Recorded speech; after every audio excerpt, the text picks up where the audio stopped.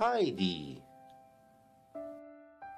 Il était une fois une petite fille nommée Heidi. Elle vivait dans les Alpes, les plus hautes montagnes de Suisse. Un jour, sa tante Dédé décida de confier la garde de la fillette à son grand-père, qui habitait encore plus loin dans les montagnes. Le vieil homme était connu de tout pour être un ermite bourru. Lorsque Dédé et Heidi arrivèrent, il grimaça. Il n'était pas très heureux d'apprendre la venue de la petite fille. Heidi était un enfant joyeuse et pleine de vie qui aimait s'amuser au grand air. Elle ne remarqua même pas que son grand-père était un grincheux et contrarié. Rapidement, le vieil homme commença à apprécier la compagnie d'Heidi. Il avait réalisé que c'était un enfant honnête et très intelligente. Heidi et son grand-père s'apprivoisèrent mutuellement et le lien qui les unissait grandit. Heidi adorait vivre dans la nature. Elle aimait l'air pur et la beauté des montagnes. Et elle n'hésitait jamais à seconder son grand-père dans ses tâches quotidiennes. Heidi se fit de nouveaux amis. Elle rencontra Peter, un jeune chevrier qui vivait près de chez son grand-père. Le petit garçon était très heureux d'avoir une nouvelle compagne de jeu. Les deux nouveaux amis passaient tout leur temps ensemble.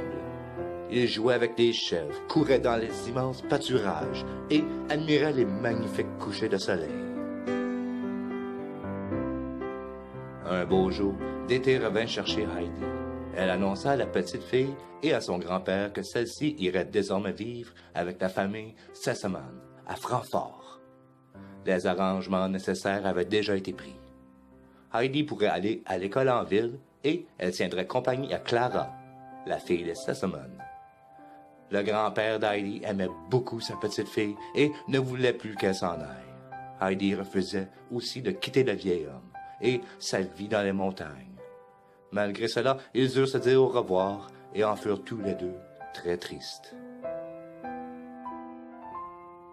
Quand Heidi arriva à Francfort, elle fut déconcertée par l'agitation qui régnait en ville et la grande et sombre maison de Sesemann la laissa sans voix. Sa nature optimiste reprit pourtant rapidement le dessus et Heidi se montra enthousiaste lorsqu'elle rencontra Clara et sa gouvernante. Clara était prisonnière d'un fauteuil roulant, ses jambes refusant de la porter. Clara se sentait très seule et avait du mal à se faire des amis car elle ne pouvait pas courir et jouer dehors avec les autres enfants. La fillette était donc ravie d'avoir une invitée sous son toit. Au fil des jours, les deux petites filles devinrent de très bonnes amies. Heidi divertissait Clara et l'amusait avec sa fascination pour tous les objets de la ville. Clara, elle, aidait Heidi avec ses leçons. Parfois, Heidi avait trop d'énergie pour la riche et calme demeure des Sesemann. La gouvernante de Clara, Mademoiselle Rottenmeier, trouvait ses jeux imprudents. Elle devint alors très sévère avec Heidi. La fillette n'était pas habituée à la vie en ville. Elle, qui avait l'habitude de passer son temps libre dans les montagnes. Elle aimait courir, sauter, jouer dans les immenses étendues herbeuses. Et dans la maison de Sesemann, elle avait l'impression d'étouffer. Heidi se sentait très triste. Sa vie d'avant et son grand-père lui manquaient terriblement. Le temps passait et la gouvernante ne cessait d'imposer des règles très strictes dans la maison. Heidi la vivait de plus en plus mal. Une nuit, quelque chose d'inhabituel se produisit. Mademoiselle Rottenmeier entendit un bruit dans le couloir et crut voir un fantôme. La gouvernante réalisa alors que la forme qu'elle distinguait dans la pénombre était simplement Heidi. Heidi, très malheureuse, avait beaucoup de mal à dormir et devenait somnambule. Mademoiselle Rottenmeier la guida délicatement vers son lit et contacta rapidement sa tante. Dédé décida que le mieux pour Heidi était qu'elle soit examinée par un médecin. Lors de l'auscultation, le docteur remarqua tout de suite que la fillette souffrait d'une grande anxiété. Il prévint d'été. Heidi tomberait gravement malade si elle ne retournait pas vivre rapidement dans les montagnes. Heidi adorait Clara, mais il était temps pour elle de regagner la petite demeure de son grand-père. Elle était certaine qu'elle lui manquait autant que lui manquait. Tant d'été ressemblaient les affaires de Heidi et la ramena chez son grand-père. Dans les montagnes, le vieil homme était en effet très triste de l'absence de sa petite fille. Quand Heidi arriva chez son grand-père, elle respira l'air frais et se sentit mieux aussitôt. Ses joues rosirent, ses yeux se mirent à pétiller et l'énergie lui revint. En l'apercevant par la fenêtre, le vieillard n'en crut pas ses yeux. Sa petite Heidi était de retour. Quelle fantastique journée! Heidi retrouva rapidement ses marques dans les montagnes qu'elle aimait tant. Et désormais, elle savait lire et écrire. Elle envoya de nombreuses lettres à Clara en lui disant combien elle serait heureuse si elle pouvait lui rendre visite et rencontrer son grand-père et Peter. Heidi décrivit aussi les belles collines recouvertes de fleurs, les couchers de soleil, les petites chèvres en liberté. Wouhi!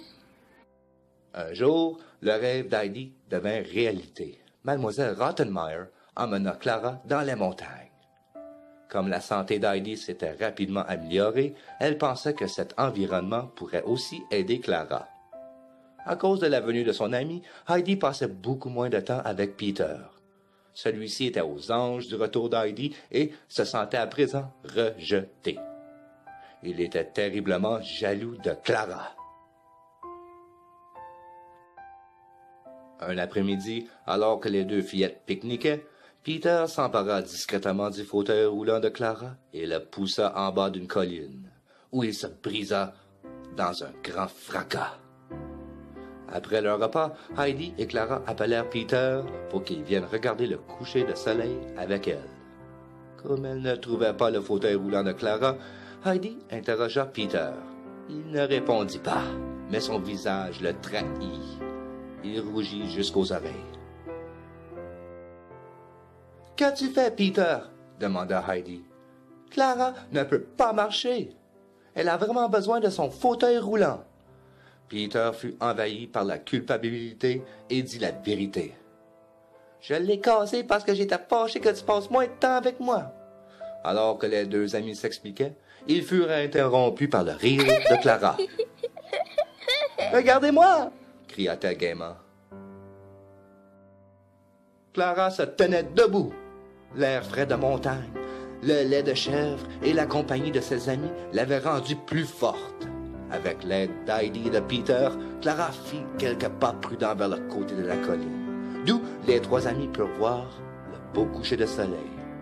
Ils rentrèrent ensuite à la maison où ils retrouvèrent Mademoiselle Rottenmeier et le grand-père d'Heidi. Ces derniers n'en revenaient pas.